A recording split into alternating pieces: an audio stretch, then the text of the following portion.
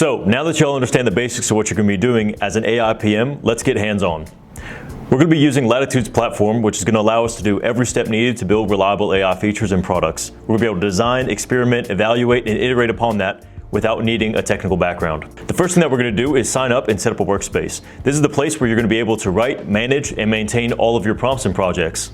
So the first thing we're going to do is navigate to latitude.so, our website, and here we're going to go click on Get Started, here on the top right. Once we're here on Get Started, we're going to go and we're going to put in our name, email, workspace name, and role.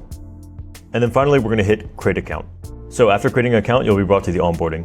We're not going to be doing any of this because we're actually following a course. So what we're going to do is just use a sample prompt here. We can hit Next.